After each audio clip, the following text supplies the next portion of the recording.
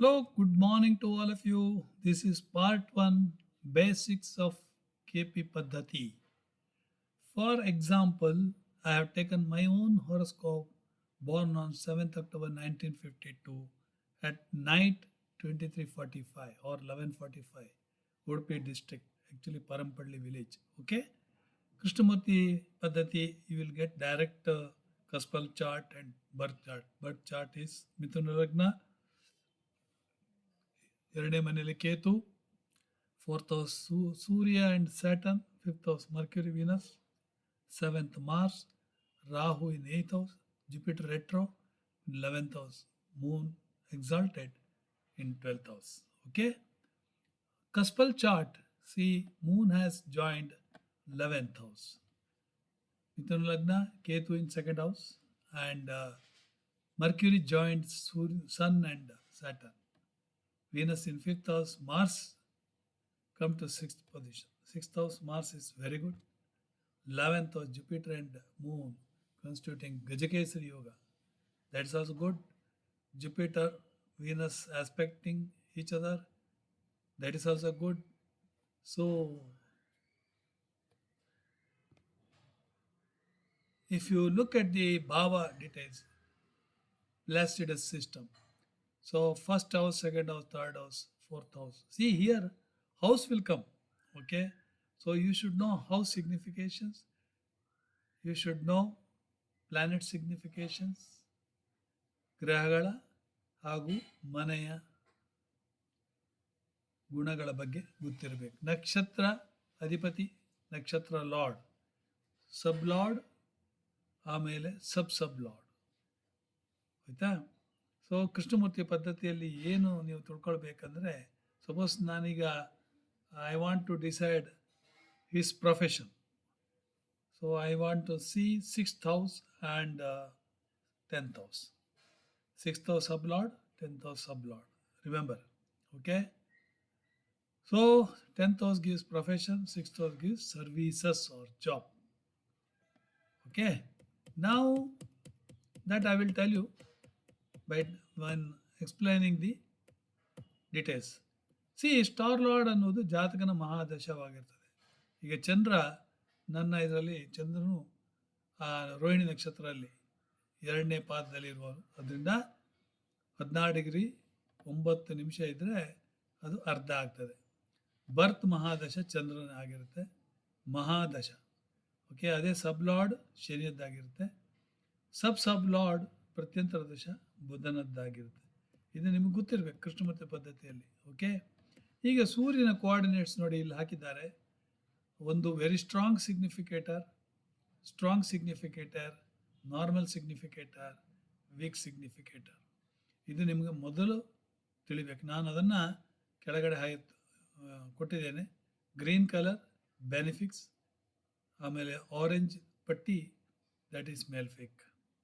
So Surya normal significator 4, 11, 2, 3. ಇದು ಹೇಗೆ ನೋಡ್ತೀವಿ ಅಂದರೆ, ನೀವು ಫಸ್ಟು ಸೂರ್ಯನ ಕಸ್ಪಲ್ ಲಾರ್ಡಲ್ಲಿ, ಕಸ್ಪಲ್ ಇದರಲ್ಲಿ ನೋಡಿ, ಸೂರ್ಯ ಎಲ್ಲಿದ್ದಾನೆ? 4ನೇ ಮನೆಯಲ್ಲಿದ್ದಾನೆ. That's why that is given as.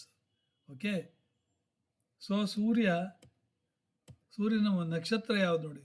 ನಕ್ಷತ್ರ ಚಂದ್ರ ನಕ್ಷತ್ರದಲ್ಲಿದ್ದಾನೆ, ನಕ್ಷತ್ರಾಧಿಪತಿ ಚಂದ್ರ. ಸೊ ಚಂದ್ರನ ಕೋಆರ್ಡಿನೇಟ್ಸ್ ನೋಡ್ಬೇಕು ನಾವು. ಚಂದ್ರ ಎಲ್ಲಿದ್ದಾನೆ ನೋಡಿ? ಚಂದ್ರ 11, 2ನೇ ಮನೆ ಅಧಿಪತಿ. 2, 11 ಬರುತ್ತೆ ಚಂದ್ರನ. ಓಕೆ, ಇಲ್ಲಿ ಸೂರ್ಯನ ಕೋಆರ್ಡಿನೇಟ್ಸ್ ನೋಡಿದರೆ ನಿಮಗೆ ಏನು ಅನಿಸುತ್ತೆ? 4, 11 ನೋಡಿ, 2, 3. 2 ಅಂದರೆ ಸೂರ್ಯನ ಅಧಿಪತಿ 3ನೇ ಮನೆ, ಮಿಥುನ ಲಗ್ನ ಅಲ್ವೋ? ಮಿಥುನ, ಕಟಕ, ಸಿಂಹ ರಾಶಿ ಅಧಿಪತಿ 3. 2, 11 ಚಂದ್ರನ್ ನಕ್ಷತ್ರ, ಚಂದ್ರನ ನಕ್ಷತ್ರದಲ್ಲಿದ್ದಾನೆ. 4, is in 4. Okay, so that is the meaning of this. ನಿಮ್ಗೆ ಅರ್ಥ ಆಗಬೇಕಾದ್ರೆ ಫಸ್ಟು ಅಧಿಪತಿಯಲ್ಲಿ 3ನೇ ಮನೆ ಅಧಿಪತಿ ಎಲ್ಲಿದ್ದಾನೆ? 4ನೇ ಮನೆಯಲ್ಲಿದ್ದಾನೆ. ಯಾವ ನಕ್ಷತ್ರದಲ್ಲಿದ್ದಾನೆ? ಚಂದ್ರ ನಕ್ಷತ್ರ. ಹಾಗಾದರೆ ಚಂದ್ರ 2ನೇ ಮನೆ ಅಧಿಪತಿ ಹಾಗೂ 11th ಹೌಸ್. ಕಸ್ಪಲ್ ನೋಡಿ, ಅದನ್ನ ವೀಕ್ ಸಿಗ್ನಿಫಿಕೇಟರ್ 2, 3, ನಾರ್ಮಲ್ ಸಿಗ್ನಿಫಿಕೇಟರ್ 4, 11. ಅದೇ ಚಂದ್ರ 11 ವೆರಿ ಸ್ಟ್ರಾಂಗ್ ಸಿಗ್ನಿಫಿಕೇಟರ್. ಆಮೇಲೆ ಇರುವುದು ನಾರ್ಮಲ್ ಸಿಗ್ನಿಫಿಕೇಟರ್ ಅಧಿಪತಿ ಇರುವುದಲ್ಲ, ಅಧಿಪತಿ 2ನೇ ಮನೆ. ಮಂಗಲ್ ನೋಡಿ ಸ್ಟ್ರಾಂಗ್ ಸಿಗ್ನಿಫಿಕೇಟರ್ 6ನೇ ಮನೆಯಲ್ಲಿದ್ದಾನೆ. ಆದರೆ ಅವನದು ನಾರ್ಮಲ್ ಸಿಗ್ನಿಫಿಕೇಟರ್ 2 ಮತ್ತು 11, ಯಾಕಂದರೆ ಚಂದ್ರ ನಕ್ಷತ್ರದಲ್ಲಿದ್ದಾನೆ. ಬೇಕಾದರೆ ನೀವು ಮಂಗಲ್ನ ನೋಡ್ಬೋದು. ಇಲ್ಲಿ ಮಂಗಲ್ ಯಾವ ನಕ್ಷತ್ರದಲ್ಲಿದ್ದಾನೆ ಅಂಥೇಳಿ ನೋಡ್ಬೋದು. ಇಲ್ಲಿ ನೋಡಿ ಮಾರ್ಸ್. ಓಕೆ, ಮಾರ್ಸ್ ಇರೋದು ಕೇತು ಇರೋದಲ್ಲಿ 2ನೇ ಮನೆ, ಚಂದ್ರ ಮನೆಯಲ್ಲಿದ್ದಾನೆ. ಸೊ ಮೂನ್ ಕೋಆರ್ಡಿನೇಟ್ಸ್ ಬರ್ತದೆ. ಓಕೆ, ಆಮೇಲೆ ಮರ್ಕ್ಯುರಿ ಸ್ಟ್ರಾಂಗ್ ಸಿಗ್ನಿಫಿಕೇಟರ್ 4 ಮತ್ತು 6. 4 ಯಾಕೆ? ಅಧಿಪತಿ ಕಸ್ಪಲ್ ಲಾರ್ಡಲ್ಲಿ ನೋಡಿ ಮರ್ಕ್ಯುರಿ 4ನೇ ಮನೆ ಅಧಿಪತಿ. ಓಕೆ, ಮರ್ಕ್ಯುರಿ ಯಾವ ನಕ್ಷತ್ರದಲ್ಲಿದ್ದಾನೆ ನೋಡಿ, ಮರ್ಕ್ಯುರಿ ನಕ್ಷತ್ರದಲ್ಲಿ ಮಾರ್ಸ್. ಓಕೆ, ಮಾರ್ಸು ಕಸ್ಪಲಲ್ಲಿ ಎಲ್ಲಿದ್ದಾನೆ ನೋಡಿ, ಮಾರ್ಸ್ 6 ಮತ್ತು 11. ಓಕೆ, ಅದೇ ಇಲ್ಲಿ ಕೊಟ್ಟದ್ದು. ಇಲ್ಲಿ ನೋಡಿ ಮಾರ್ಸ್ 6, 11 ಇಲ್ಲಿದೆ, 2 ಇದೆ. ಅರ್ಥ ಆಯ್ತಾ? ಸೊ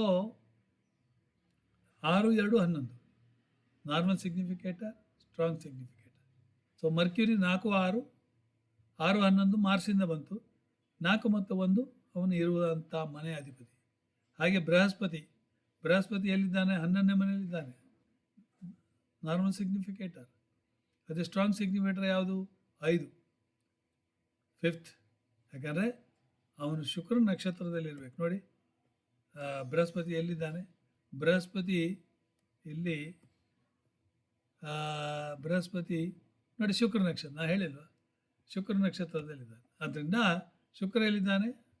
5ನೇ ಮನೆಯಲ್ಲಿದ್ದಾನೆ, 5th ಹೌಸ್, 5ನೇ ಮನೆ.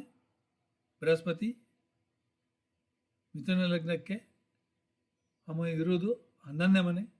ಓಕೆ, ಬೃಹಸ್ಪತಿ 11 ನೋಡಿ ವೀಕ್ ನಾರ್ಮಲ್ ಸಿಗ್ನಿಫಿಕೇಟರ್. ಆಮೇಲೆ 7 ಸೆಗೆಟೇರಿಯಸ್ 7ನೇ ಮನೆ ಅಧಿಪತಿ. ಆಮೇಲೆ 10ನೇ ಮನೆ ಅಧಿಪತಿ.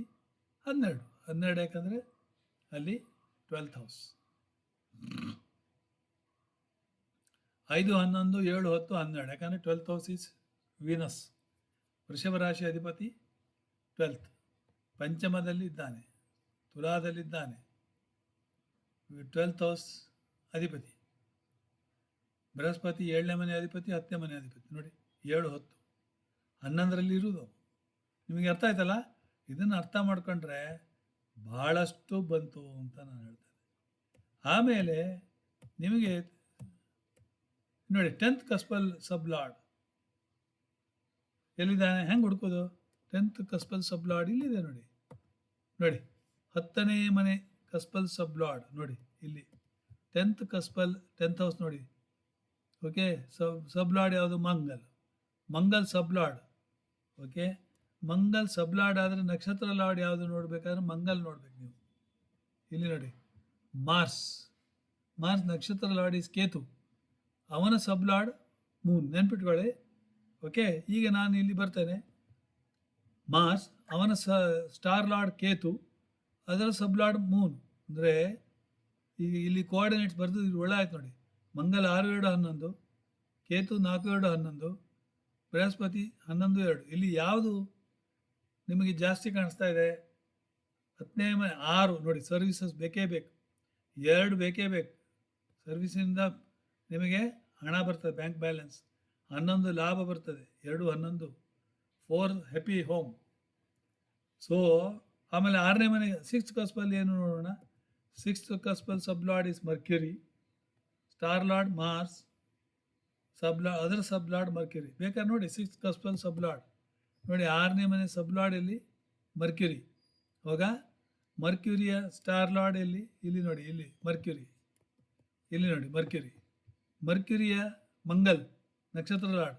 ಮಂಗಲ್ ಆ್ಯಂಡ್ ಮರ್ಕ್ಯುರಿ ಮತ್ತೆ ಬರ್ತದೆ. ಓಕೆ, ಈಗ ಇಲ್ಲಿ ಹಾಕಿದ್ದು ಅದೇ ಮಂಗಲ್ ಆ್ಯಂಡ್ ಮರ್ಕ್ಯುರಿ ನೋಡಿ. ಮಂಗಲ್ 6, 2, 11, ಮರ್ಕ್ಯುರಿ 4, 6, 1, 11. ಇಲ್ಲಿ ಏನಾಯ್ತು ಅಂದರೆ ಇವರಲ್ಲಿ 6, 11 ಭಾಳ ಜಾಸ್ತಿ ಬರ್ತಾ ಇದೆ. ಅದರರ್ಥ ಇವರು ಎಕ್ಸಲೆಂಟ್ ಪ್ರೊಫೆಷನ್ ಅಂತೇಳಿ. 2 and 11 mainly star lord, sub lord. That's why he became famous in his professional. 2 indicates banking, 2 indicates banking, ನೋಡಿ ಅದು ಗೊತ್ತಿರಬೇಕು ನಿಮಗೆ. Government job, where government stake is there. Okay. Star lord Ketu gives him astrological degree, doctorate degree. Sub lord moon give him frequent transfers. 34 ಇಯರ್ಸಲ್ಲಿ 12 ಮನೆ ಬೇರೆ, 12 ಮನೆ foreign. Foreign ಅಂದರೆ ಫಾರಿನ್ಗೆ ಹೋಗ್ಬೇಕಂತೇನಿಲ್ಲ, ಹೋಮ್ ಲ್ಯಾಂಡ್ ಬಿಟ್ಟು ಫಾರಿನ್. ಆಯಿತಾ? ಸೊ ಇದಿಷ್ಟು ಗೊತ್ತಾಗ್ಬಿಟ್ರೆ ನೀವು ಯಾವ ಕೃಷ್ಣಮೂರ್ತಿ ಪದ್ಧತಿಯನ್ನು ನೀವು ಆರಾಮಾಗಿ ಮಾಡ್ಬೋದು. ಸೊ ಈ ಜಾತಕನ ಸರ್ವೀಸಸ್ ಅಥವಾ ಜಾಬ್ ಎನ್ನುವುದು 2 ಮತ್ತು 11ರಿಂದ ಸುರಕ್ಷಿತವಾಗಿದೆ. ಅದೇ ರೀತಿಯಲ್ಲಿ ನಕ್ಷತ್ರಾಧಿಪತಿಯು ಹಾಗೂ ಅವನ ಸಬ್ಲಾರ್ಡಿನ ಕೋಆರ್ಡಿನೇಟ್ಸ್ ಕೂಡ 2 ಮತ್ತು 11ರಿಂದ ಕೂಡಿರ್ತಾರೆ. ಆದರೆ ಇವರು ತಮ್ಮ ವೃತ್ತಿಯಲ್ಲಿ ಭಾಳ ಫೇಮಸ್ ಆಗಿರ್ತಾರೆ. ಒಂದು ಅಂದರೆ ಸೂರ್ಯ ವೃತ್ತಿಯ ಮನೆಯನ್ನು ನೋಡುವುದರಿಂದ ಇವರು ಒಂದು ಸರ್ಕಾರಿ ನೌಕರರಲ್ಲಿ ಇಲ್ಲ, ಸರ್ಕಾರಿ ಸ್ಟೇಕ್ಸ್ ಜಾಸ್ತಿ ಇರುವಂಥ ಸಂಸ್ಥೆಯಲ್ಲಿ ಕೆಲಸವನ್ನು ಮಾಡುವವರಾಗಿರ್ತಾರೆ. ಆದ್ದರಿಂದ ಇವರು ದೇನಾ ಬ್ಯಾಂಕ್ನಲ್ಲಿ ಕೆಲಸವನ್ನು ಮಾಡುವವರಾಗಿದ್ದಾರೆ. ಸ್ಟಾರ್ ಲಾರ್ಡ್ ಕೇತು ಜಾತಕರಿಗೆ ಜ್ಯೋತಿಷ ಜ್ಞಾನವನ್ನು ಕೊಟ್ಟಿದೆ. ಸಬ್ ಲಾರ್ಡ್ ಚಂದ್ರನ ಅವರಿಗೆ ಆವಾಗ ಟ್ರಾನ್ಸ್ಫರ್ ಮಾಡಿಸಿತು. ಇದರಿಂದಾಗಿ ಅವರು ಬ್ಯಾಂಕಿನ ನೌಕರ ವರ್ಗದಲ್ಲಿ ಭಾಳ ಪ್ರಸಿದ್ಧಿಯನ್ನು ಹೊಂದಿರ್ತಾರೆ. ಓಕೆ. ಸೊ ಕೃಷ್ಣಮೂರ್ತಿ ಪದ್ಧತಿಯಲ್ಲಿ Mars gives the result of star lord say Ketu 4 to 1 and ಅನ್ಕೊಂಡ ಕುಜನ ನಕ್ಷತ್ರಾಧಿಪತಿಯಾದ ಕೇತುವಿನ ಫಲಗಳನ್ನು ಕೊಡಲಿಕ್ಕಿದ್ದಾನೆ. ಕೇತು ರಿಸರ್ಚ್ ಓರಿಯೆಂಟೆಡ್ ಗ್ರಹ, ಆದ್ದರಿಂದ ಕೇತು ಜ್ಞಾನಕಾರಕ. ಆಲ್ಸೋ ಜ್ಯೋತಿಷ್ಯದಲ್ಲಿ ಡಾಕ್ಟರೇಟ್ ಡಿಗ್ರಿಯನ್ನು ಕೊಟ್ಟಿದ್ದಾರೆ. ನಿಮಗೆ ಅನಾಲಿಸಿಸ್ ಚೆನ್ನಾಗಿ ಬರಬೇಕು, ಆಯಿತಾ? ಯಾವುದೇ ಇವೆಂಟ್ ನಡೆಯಬೇಕಾಗಿದೆಯಲ್ಲ ಅದು ಅವರ ಕುಂಡಲಿಯಲ್ಲಿ ಇರಬೇಕಷ್ಟೇ. ಆಗ ಜಾತಕರು ಮದುವೆ ಆಗಬೇಕಿದ್ದಲ್ಲ, ಆ ಮದುವೆ ಅನ್ನುವ ಇವೆಂಟ್ ಜಾತಕದಲ್ಲಿ ಇರಬೇಕು, ಇಲ್ಲಾಂದರೆ ಆಗೋದಿಲ್ಲ. ಸೊ 2, 5, 7, 11 ಇದ್ರೆ ಮಾತ್ರ ಇವರಿಗೆ ಮದುವೆ ಆಗ್ತದೆ ಅಂತ ಹೇಳ್ಬೋದು. ಓಕೆ. ಅದನ್ನು ಆಮೇಲೆ ನಾನು ನೆಕ್ಸ್ಟ್ ಇದರಲ್ಲಿ ನಿಮಗೆ ಹೇಳ್ತೇನೆ, ಆಯಿತಾ? ಸೊ ಇದು ಪಾರ್ಟ್ 1. ನಿಮಗೆ ಪಾರ್ಟ್ 1ನಲ್ಲಿ ನಿಮಗೆ ಇಷ್ಟೆಲ್ಲ ಹೇಳಿದ್ದೇನೆ, ಇಲ್ಲಿಗೆ ಮುಕ್ತಾಯ ಮಾಡ್ತೇನೆ. ಓಕೆ. ಸೊ ನೆಕ್ಸ್ಟ್ ಇದರಲ್ಲಿ ನಾನು ಮದುವೆ ಇದನ್ನು ತೆಗೆದುಕೊಳ್ತೇನೆ, ಆವಾಗ ನಿಮಗೆ ಅರ್ಥ ಆಗ್ತದೆ. ಅದಕ್ಕಿಂತ ಮುಂಚೆ ಮನೆಗಳ ಬಗ್ಗೆ ಸ್ವಲ್ಪ ಹೇಳಲಿಕ್ಕಿದ್ದೇನೆ, ಆಯಿತಾ? ಸೊ ಜೈ ಶ್ರೀರಾಮ್.